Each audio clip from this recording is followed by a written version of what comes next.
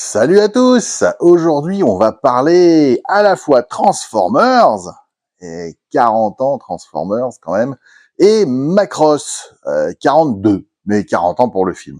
On a fêté cette année au Japan Tour Festival, que je remercie encore de son invitation, l'anniversaire des deux éléments, c'est-à-dire le film Macross et la série Transformers. Et en vitrine, je vous mets une photo, il y avait un petit élément, et je vous le remontre maintenant, qui était mon custom de Jetfire, donc la version inspirée par le jouet Génération 1, qu'Yvan m'avait gentiment amené pour l'expo, que vous voyez sur la photo. Donc moi, c'était une base de Yamato 1.60 version 2. Ça fait plus de 14 ans que j'ai fait ça, que j'ai commis ça. Alors la peinture est pas top parce qu'à l'époque, je faisais tout au pinceau, essentiellement à l'énamel. C'est très épais, c'est ci, c'est ça. Bref, ça pourrait être mieux. Est-ce que je le reprendrai ou pas? Voilà, je vous le montre pas avec son armure, enfin son jetpack, enfin son fastpack, parce que là pour le coup c'est très très épais ce que j'ai fait, c'est dégueulasse. Mais voilà, donc j'avais commis ça en m'inspirant évidemment du schéma de peinture du jouet Jetfire original, en l'adaptant un peu sur les jambes, certes, j'ai fait un peu ma sauce. Au niveau du gunpod également, vous voyez, j'avais même pour reproduire l'aspect des vieux gunpod 1.55. J'avais coupé, en fait, une paire de jumelles de jouets à 10 balles, là, des petits soldats, en deux, et ça m'avait fait le viseur. Voilà, donc j'avais fait tout un tas de modifications en peinture. Le jouet, lui, est un Yamato 1.60 d'origine. Voilà, le vernis a un peu mal vieilli à certains endroits, mais voilà, bon, c'était il y a 14 ans, j'avais pas forcément encore les techniques d'aujourd'hui. Eh bien, il s'avère qu'avec donc 14 ans de retard, un fabricant s'est enfin décidé à nous sortir, sur le papier en tout cas, la même chose que ce que j'avais fait. Et c'est arrivé. Donc vous voyez ce très bel artbox. Le box art reprend complètement les codes de celui qu'on avait avec le 1.55, le Génération 1. Le dos également reprend l'illustration qu'il y avait, donc c'est génial. On a les specs à l'ancienne, comme vous pouvez le voir, donc c'est super cool. On est bien marqué Autobot Air Guardian Jetfire, Fugu FG001, ça c'est parce que c'est Fugu Toys, eh oui, ça existe, FG01, c'est la référence. Ça inclut la Battle Armor, sur laquelle on voit directement UN Spacey. Ici, voilà, on voit la totalité, et on voit que 001,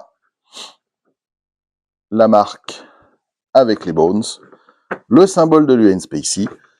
Bref, ce que je vous propose, c'est de l'ouvrir et de regarder un peu ce que ça vaut. C'est un KO, c'est pas un produit officiel, c'est un third party pour les Transformers. Eh bien, on va regarder ça tout de suite et on va le comparer un peu avec ce que j'avais fait il y a longtemps maintenant. Hein, parce que voilà, je suis précurseur, je le mets. Donc, à l'intérieur de cette boîte, nous avons deux petits traits en plastique. Et pourquoi je dis deux? C'est parce qu'en fait, l'autre est caché dessous. Voilà, on va commencer par celui de dessous. Voilà, on pousse le Jetfire que j'ai fait, dans lequel nous avons les éléments que les aficionados du Yamato 1.60 connaissent, à savoir, donc ça c'était la version Option Pack également, puisqu'on a les carénages pour mettre sous les épaules, ici, pour boucher ce trou-là. Ce carénage-là, ou celui-ci dans lequel on vient peugler le siège, se met derrière la tête en mode Batroid. Voilà. Donc c'est ce que Yamato appelle Option Pack, Option Parts. Nous avons les missiles standards, les missiles nucléaires et les paquets de micro-missiles. Ça, c'est du Macross. Ensuite, ici, qu'est-ce qu'on a? Grande boîte, où on a ce qu'ils appellent la Battle Armor pour Jetfire, qui est en fait les super parts, mais les super parts version film, attention, au niveau du design, sur lequel on peut voir donc UN Spacey et le symbole de Roy Fokker. La peinture a l'air d'être belle. Nous avons également le gunpod, je vais enlever le dessus de toute façon, une notice et un truc rouge en dessous, en plus du Jetfire. Qu'est-ce que ça nous dit quand on enlève? le couvercle. Eh bien, ça nous dit pourquoi tu as enlevé le couvercle. Non. Une notice, voilà, qui nous explique grosso modo comment transformer ce VF1. Alors, j'en ai plus d'une soixantaine, hein, des VF1 à 60, donc je sais les transformer sans notice. Voilà, mais bon, même s'il manque un ou deux passages, ça explique quand même comment faire. Voilà. Reprenant un peu le line art qu'on avait à l'époque des Transformers, donc c'est assez cool. C'est assez cool. Et ici, bah voilà, c'est tout ce qu'il y a dans le set. Alors ça nous donne des mains, etc. Mais vous allez voir pourquoi. C'est pas là-dedans, mais c'est pas loin. Nous avons une carte collector, donc qui reprend le jouet avec ses specs. Ici, nous avons Jetfire avec l'artwork d'origine de la boîte et le petit truc rouge qui permet, quand on prend la boîte sur l'arrière, comme sur les Transformers G1, on le passe dessus et on peut lire les specs. Et ouais, c'est un filtre. Donc à l'ancienne, je vous ai dit, le packaging est quand même superbement bien fait pour tous ceux qui sont, je dirais, nostalgiques de cette période. Le Gunpod, s'il veut bien sortir, est un Gunpod, donc Yamato standard, sur lequel UN Spacey est marqué en rouge. Je regrette quand même que sur tout ce qu'on voit, il y a marqué UN Spacey, alors que Jetfire, il n'y avait pas marqué UN Spacey, et que moi j'ai repris en fait le code couleur initial. Bah, ça aurait été aussi bien de faire la même chose, quoi. C'est mon sentiment. Qui est pas le viseur, parce que c'est pas sur le moule. Au final, ok, pourquoi pas. Mais la peinture, je trouve ça dommage. Après, il se déplie, voilà, comme le reste. Les super parts, si elles veulent bien sortir, voilà. Donc la couleur est jolie, on dirait du rouge teinté dans la masse, mais c'est peut-être pas, c'est peut-être pas. C'est une partie qui, normalement, peut s'enlever. Voilà, il faut déclipser celui qui est devant. Vous voyez, c'est clipsé derrière. Et c'est toujours le problème sur les KO, c'est que les tolérances, voilà, sont pas forcément au rendez-vous. Alors, il faut toujours le faire comme ça, sinon on arrache ce côté. Voilà. Donc, c'est peint exactement comme c'est peint sur les versions Yamato. Et à l'intérieur, on peut enlever et ça dégrappe les missiles. Ça dévoile. Pour remettre, on se cale comme ça. Voilà, on va y arriver parce qu'ici aussi, il y a le téton. Enfin, il y a le téton petit navire. Hein. Et voilà. Donc on note ici que quand ça a été dégrappé d'usine, eh ben ils ont fait une vilaine trace. Bon, ça arrive avec les KO. Je vous ferai pas l'affront de vous montrer comment ça se met. Vous avez une notice ou alors plein de reviews sur les V2. Si vraiment vous voulez une review sur les Yamato V2, qui ont plus de 10 ans maintenant, enfin même plus de 15 ans, dites-le moi, mais c'est pas... Voilà. Le Jetfire en lui-même. Bon, ben, ce qu'on peut voir, donc il nous est livré comme ça, hein, dans son élément plastique. Les ailes sont très mobiles, pour le coup. Très mobiles. Pourquoi pas. Pas grave. Espérons qu'elle ne tombe pas si on veut lui laisser les missiles. Ici, au niveau des dérives, on voit que les ébavurages sont dégueulasses.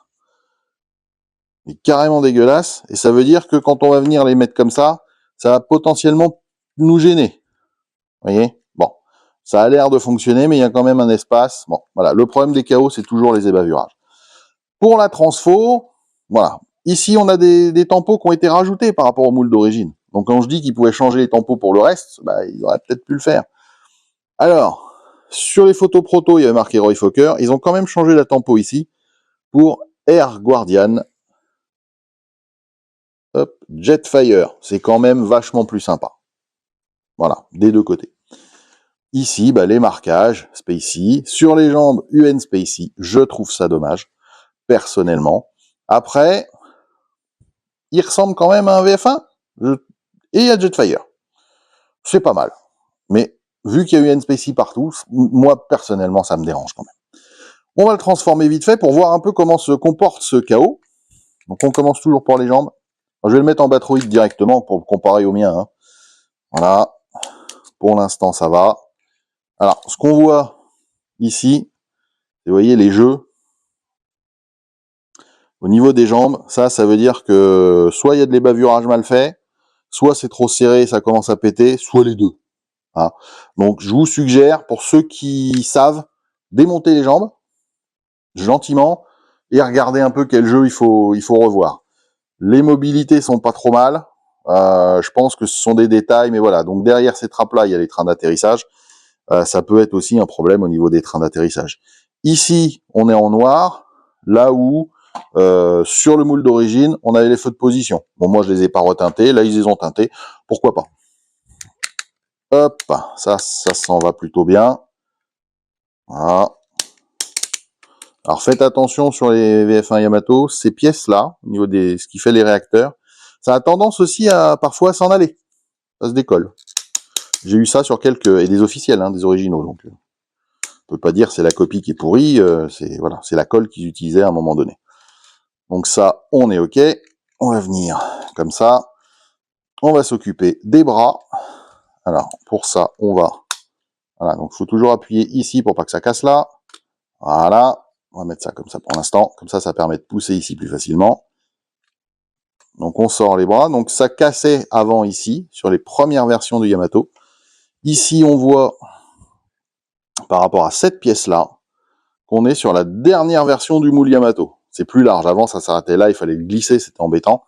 Là déjà, ce sera quand même moins sujet à des casses. Voilà, donc on prend ça, on le met là. Alors ça c'est pas normal. Alors sur la première review, je croyais qu'ils avaient mis un ratchet. Il n'y a pas de ratchet, les petits cliquets. En fait, c'est que c'est beaucoup trop serré. Et ça par contre, ça va vous péter les épaules. Donc ça, il faut enlever le cache ici. Vous voyez, j'ai dit enlever le cache ici. Voilà, comme ça. Desserrer. Regardez pour faire un poil de jeu. Mais il faut pas que ça fasse clac clac clac, sinon ça va casser. Vous voyez, ça se déclipse assez bien. Parce que ces deux pièces-là sont collées l'une avec l'autre. Donc on a sorti. Et puis ça fait ça des deux côtés. Et vous voyez ce que ça fait sur l'épaule? Là, c'est là où ça casse. Hein. Bien. Ici, on dégrappe tout ça. On va remettre les jambes un peu plus droites. Voilà. Et une fois qu'on a ça, qu'est-ce qu'on fait, mon capitaine? On va pousser là. On sort ça. Et normalement, il faut déclipser ici et pousser ça vers le bas. Donc pousser ça vers le bas, c'est faisable. Et en déclipsant ici, voilà. Et bien, vous voyez, ébavurage non fait ici. Vous voyez, les deux ergots normaux, larges, ça va. Le petit bout au bout, bah ça, c'est du dégrappage mal fait. Donc ça s'accroche un peu plus ici et ça pose problème. C'est dommage. Donc ça, on vient mettre comme ça. On sort la protection pour la verrière. Alors, qui a encore son tempo print Roy Fokker? Enfin, Jolly Rogers, mais c'est l'insigne de Roy Fokker et du Skull Squadron dans Macross. C'est dommage, c'est dommage. Ici, on vient ouvrir ça, on enlève les deux petits éléments. On lui passe la tête à travers le trou. On peut lui enlever aussi, hein, si ça vous embête, vous faites comme moi. Voilà. On vient pousser ça comme ça. Et on va mettre les gambettes ici. Et vous voyez, c'est ici où avant, il fallait passer entre. Maintenant, ça vient se plugger par devant. C'est quand même beaucoup plus pratique. Voilà. Ah, ces épaules, j'ai vraiment peur de les casser. C'est vraiment pas une réussite là-dessus, ce chaos. Et ici, on vient se mettre derrière. Alors, on lui met la tête comme il y a besoin. Alors, on voit d'ailleurs sur la tête que l'espace ici est trop grand. Hein. Voilà, donc, alors, par contre, la tête est collée. Donc, pareil, à démonter, bonjour. Ici, ça se comporte bien. Et on vient prendre ça pour le mettre là.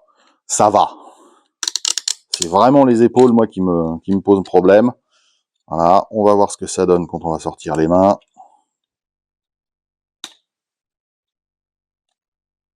Ça sort. Ça sort. Voilà. Ici, par contre, cette articulation, on voit bah, quelque chose, quoi. Il y a quelque chose. Donc moi, je sais que je vais le démonter pour le le réviser complètement avant de l'exposer. Mais voilà, donc on est bien sur un Yamato 1,60, vous voyez, même celui-ci ici, alors sachant que c'est vissé, il y a forcément de l'ébavurage à faire, et à mon avis, c'est sur l'articulation au-dessus. En fait, il y a un téton qui vient ici, et celui-là recouvre, et voilà. Bref. On est bien sur du 1,60 Yamato, la peinture est chouette, je regrette les inscriptions Macross, parce que c'est une autre licence, et qu'ils auraient pu modifier les tempo print, comme ils l'ont fait ici, ils en ont rajouté là, donc voilà. Voici les deux côte à côte. Donc on peut voir, alors moi, s'il est un peu plus beige, celui-là est très blanc, ça c'est parce que c'est basé sur le dernier moule, et le dernier moule en blanc, voilà, avait un blanc plus éclatant. Moi, je m'étais basé sur ce qui était dispo à l'époque, les TV n'étaient pas sortis, et donc, je m'étais basé sur les versions film qui sont légèrement plus crème. Après, il a 14 ans, il a aussi un peu été exposé en vitrine, hein, un peu beaucoup, ça fait 14 ans qu'il est sorti, il a jamais été remis en boîte. Il est possible qu'il ait pris un peu plus le soleil, mais il a pas jauni. Voilà. Et là où ça a un peu jauni, c'est là où j'avais mis du vernis à la con. Donc il faudra que je gratte et que je refasse. Mais voilà. Donc oui, c'est similaire. Pour le coup, c'est vrai que on l'a attendu. Il y en a beaucoup qui l'ont attendu pendant longtemps, celui-là. Moi, je l'avais pas attendu puisque je l'avais fait. C'est l'avantage de faire du custom, même si ça fait quelques années que j'ai pas sévi là-dedans. J'ai quand même beaucoup de custom à vous montrer.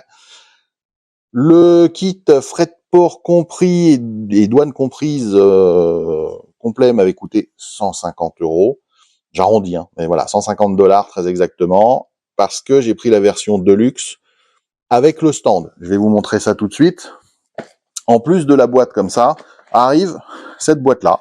C'est dans le même paquet, hein, dans laquelle, en fait, on va se faire de la place. Poussez-vous les gars. On a ces éléments-là. Donc, en précommande, on avait des éléments de carrosserie translucides. Voilà, donc Yamato les avait fait à un moment donné en limité. Là, ils ont décidé de les intégrer. Donc, ça concerne les caches des super parts. Voilà.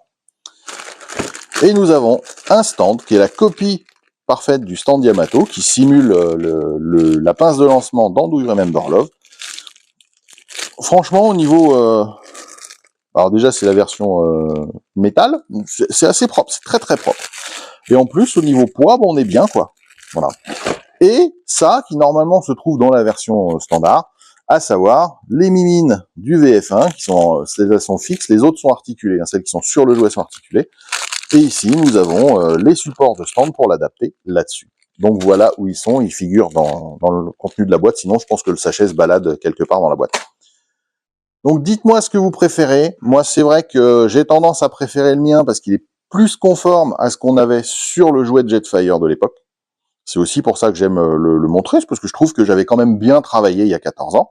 La qualité de peinture, la qualité de réalisation est très très bof, mais par contre le résultat général, je le préfère à celui-là. Mais celui-là, je vais quand même le garder parce que je le trouve chouette. Il est un peu plus pétant, etc. Mais je le trouve chouette. Et c'est, comme je vous dis, c'est quelque chose qu'on a attendu pendant plus de 14 ans du coup. Hein, voilà. Donc j'espère que c'est une review qui vous aura intéressé, une review comparative en plus, hein, sur quelque chose qui vient de sortir. Ils annoncent déjà une réédition, enfin une deuxième édition. La première étant partie très très très vite. Je vous invite à regarder le lien dans la description. Moi j'ai chopé le mien sur Chosette Store, comme beaucoup de choses en ce moment. L'avantage c'est que ça arrive vite, qu'ils sont réactifs, qu'ils ont un bon service après-vente. Je vous dis à très bientôt pour un autre custom. Ciao, ciao!